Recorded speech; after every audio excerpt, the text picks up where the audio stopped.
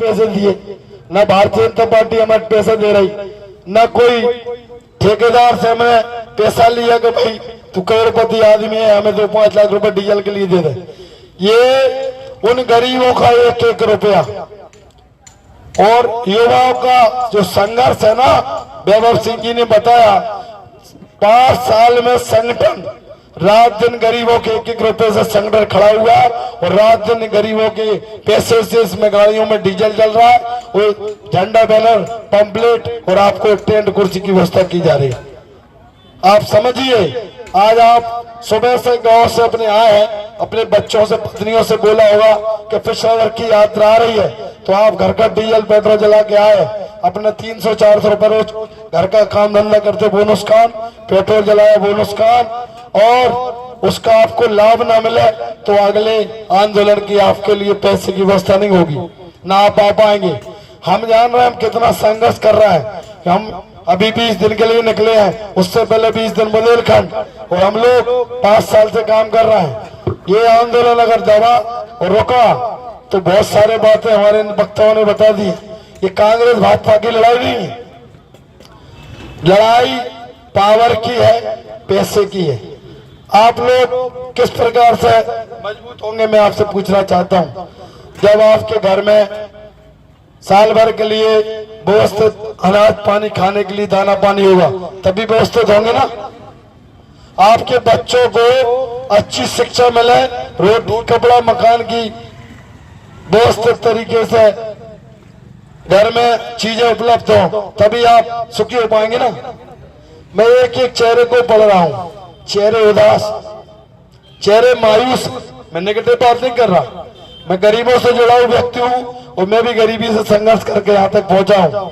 आज वैभव भैया ने बहुत सारी चीजें बताई हैं। इस देश में भारत की, मेरी वीडियो बनाओ, मैं बहुत सारी 4-5 चीजें कह के बात खत्म करूंगा।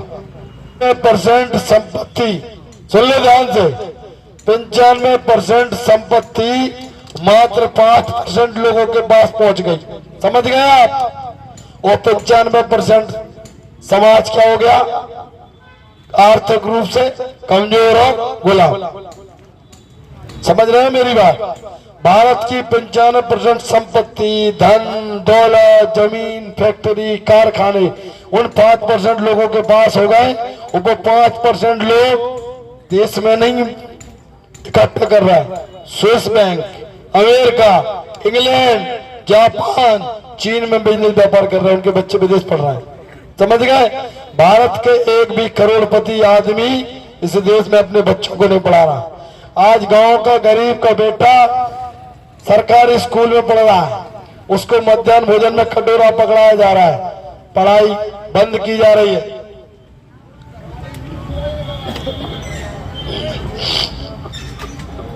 काका जी थोड़ा और बैठ जाते, आप मेरी बात सुन लेते। काका जी थोड़ा और बैठिए, 5 मिनट बात रखूंगा। आज जब शिक्षा न होती तो मैं गांव से शहर न जा पाता और मैं ना डॉक्टर बनता और न मैं सामाजिक आंदोलन जोड़ के इस मुंगौली के इस पावन मंच पे आपके सामने बात नहीं रख पाता। इसलिए सरकार चाहती है कि गांव का गरीब, किसान, दलित, आदिवासी का बेटा शिक्षित ना हो पाए। ये जान लो आप।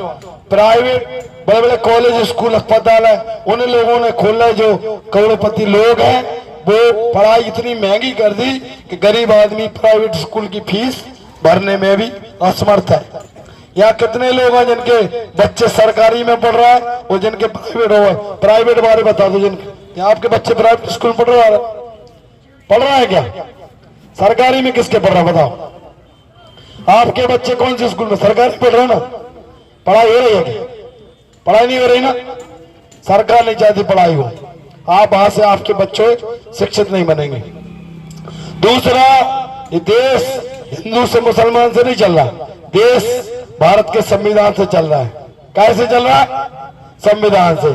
और अभी बेवो भैया ने बताया कि वर्तमान में जो सरकार है उस संविधान को खत्म करती जा रही है, आरक्षण को खत्म किया जा रहा है। आरक्षण कोई ठीक नहीं है।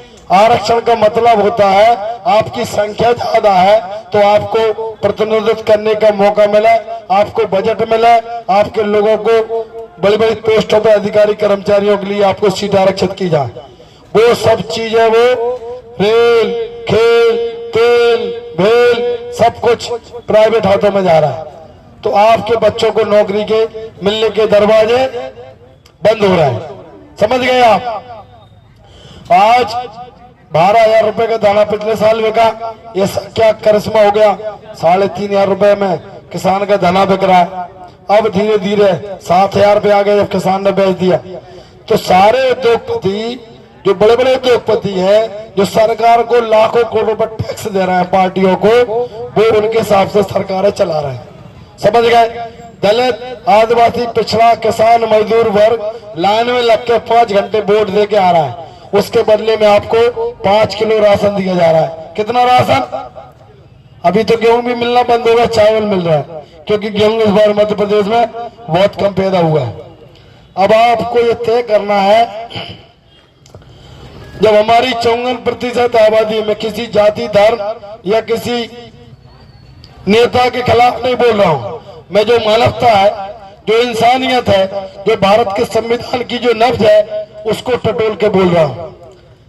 हम ये प्रश्न करना चाहते हैं, 75 साल देश को आजाद हुए हो गए, 60 साल कांग्रेस ने राज किया, 20 साल से मध्य प्रदेश में भाजपा की सरकार है।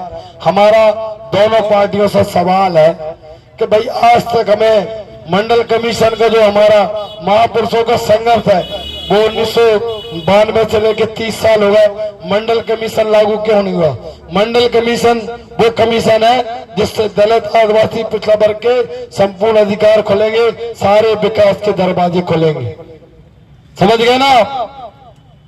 हम एक मांग करते हैं कि मंडल कमीशन लागू करो, वरना कुर्सी खाली करो। समझ गया?